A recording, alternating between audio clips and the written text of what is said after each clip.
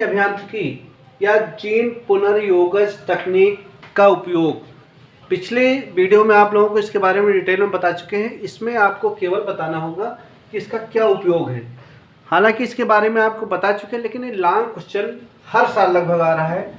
2013, 2014, 15, 16, 17, 18, 19, 20, 22 हर साल आया है। तो लॉन्ग क्वेश्चन आता है, इससे शॉर्ट क्वेश्चन नहीं तो आ जाते हैं।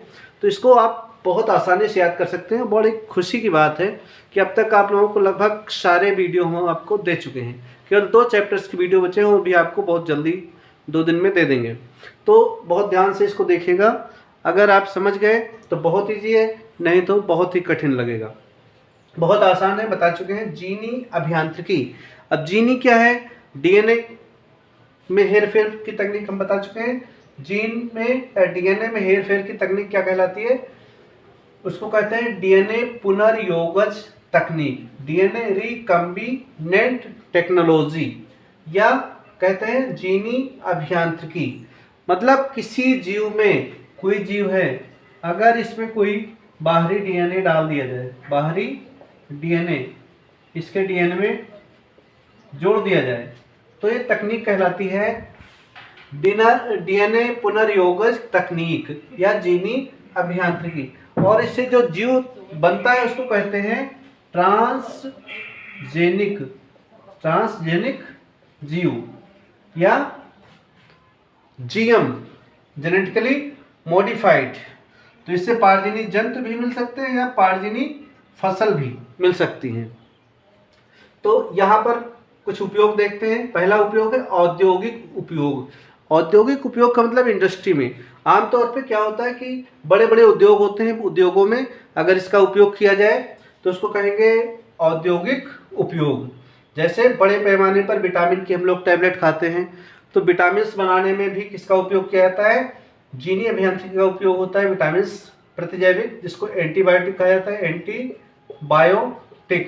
एंटीबायोटिक दवाओं का उपयोग होता है। हार्मोन्स का निर्माण किया जाता है, तो इनका बड़े पैमाने पर उपयोग किया जाता है, तो इसको कहते हैं औद्योगिक उपयोग।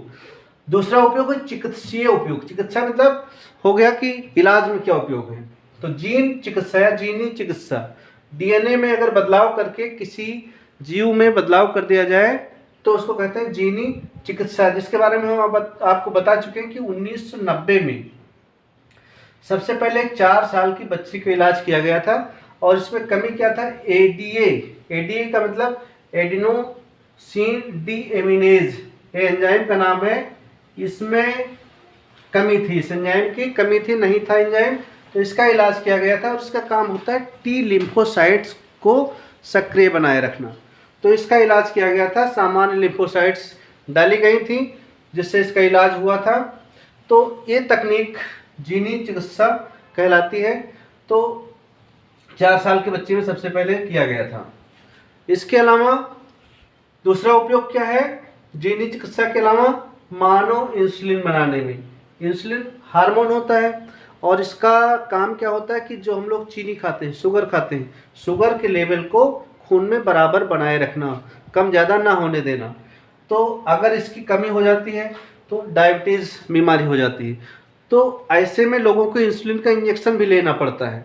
तो इंसुलिन जो बनाई जाती है वो भी इसी के उपयोग द्वारा बनाई जाती है। मानव इंसुलिन बनाने में भी किसका उपयोग है? जीनी अभियांत्रिकी का उपयोग किया जाता है। और अगला है थाइमोसिन। थाइमोसिन भी हार्मोन होता है। इसका भी निर्माण किसके द्वारा होता है? जेनेटिक इंजीनियरिंग द्वारा होता है। सोमैटोस्टेटिन। सोमैटोस्टेटिन क्या है कि वृद्धि हार्मोन है, आर्टिफिशियल वृद्धि हार्मोन। बढ़ने के लिए एक हार्मोन की जरूरत पड़ती है, तो अगर इसकी कमी है तो सोमैटोस्टेटिन आर्टिफिशियल कृत्रिम हार्मोन भी बनाया जा सकता है। इसका उपयोग चिकित्सा में होता है। अगला है वैक्सीन। वैक्सीन को टीका कहा जाता है। तो टीका बनाने में भी जेनेटिक इंजीनियरिंग का उपयोग है, वैक्सीन बनाने में। इसके अलावा एक क्वेश्चन पूछा था इंटरफेरान क्या है? ये सवाल पूछा था, इंटरफेरान क्या है? तो होता क्या है, जब हम लोगों के शरीर में वायरस प्रवेश करते हैं तो खास तरह की प्रोटीन बनती है जो वायरस को रोकने में मदद करती हैं। तो वायरस के प्रति एंटी प्रोटीन्स जो शरीर में बनती है उनको कहते हैं इंटरफेरांस। और इन इंटरफेरेंस को अगर शरीर में पहले ही पहुंचा दी, अगर कमी है तो इलाज हो जाएगा बीमारी का। तो इंटरफेरॉन बनाने में भी किसका उपयोग है? जीनी अभियांत्रिकी का। तो चिकित्सक उपयोग हो गए। अगला देखते हैं, औद्योगिक हो गए, चिकित्सा हो गए। अगला देखते हैं कृषि क्षेत्र में। कृषि का मतलब खेती, एग्रीकल्चर। तो इसमें एग्रीकल्चर में क्या उपयोग है? कीट प्रतिरोधी, कीड़े को रोकने वाला। हम बता चुके हैं बीटी फसल। बीटी फसल कौन सी होती है? जो कि बैसिलस थुरिजिएंसिस का इसमें क्या होता है? जीन होता है प्लस होता है कोई फसल का। तो इसके द्वारा जो फसल तैयार होती है उसको कहते हैं बीटी फसल। जैसे हम बता चुके हैं बीटी बैगन, बीटी आलू, सोयाबीन और दूसरी कुछ बीटी मक्का, इस तरह की फसलें हैं। तो कीटनाशकों का उपयोग नहीं करना पड़ता क्योंकि बैसिलस थुरिजिएंसिस नामक जो बैक्टीरिया है इसका डीएनए ऐसा पदार्थ बनाता है जिससे कीड़े मर जाते हैं। तो ऐसी फसलों में ऐसा पदार्थ बनता है कि कीड़ा अगर उसको खाता है तो कीड़ा मर जाता है। तो बीटी फसल बहुत उपयोगी है, कीट प्रतिरोधी फसल होती है। इसके अलावा ग्रेसिन, ग्रेसिन क्या है? मुनक्का बड़े आकार का, ये बनाने में उपयोगी है। सोयाबीन की फसल बनाने में जेनेटिक इंजीनियरिंग का उपयोग है। ग्रेपल, ग्रेप और एप्पल दोनों के गुण पाए जाते हैं ग्रेपल में। इसके अलावा गोल्डन राइस, गोल्डन का मतलब सुनहरा चावल, तो सुनहरे कलर का चावल है और इसमें होता है विटामिन ए। कौन सा विटामिन होता है? सवाल पूछा जाता है। विटामिन ए से भरपूर होता है गोल्डन राइस। राइस का मतलब चावल। तो गोल्डन राइस का भी निर्माण किसके द्वारा होता है? जेनेटिक इंजीनियरिंग द्वारा। तो कृषि क्षेत्र में इस तरह से इनका उपयोग है। जैव उर्वरक, जैविक खादों का भी निर्माण इसके द्वारा होता है। जैव उर्वरक के बारे में हम आपको पूरा वीडियो बता चुके हैं। जैसे जीवाणु कुछ इनका उपयोग होता है और कुछ कवकों का उपयोग होता है। इसके बाद में देखते हैं पेट्रो प्लांट। पेट्रो प्लांट कैसे प्लांट हैं? जिनसे पेट्रोल, डीजल प्राप्त हो सकता है, ऐसा उसमें से पदार्थ मिल सकता है, ऐसा जो है ऑयल मिलता है जिससे गाड़ियाँ चलाई जा सकती हैं। तो इनको कहते हैं पेट्रो प्लांट। तो ऐसे पौधों के निर्माण में भी जेनेटिक इंजीनियरिंग का उपयोग है। नेक्स्ट देखते हैं एससीपी। एससीपी का मतलब होता है सिंगल सेल प्रोटीन।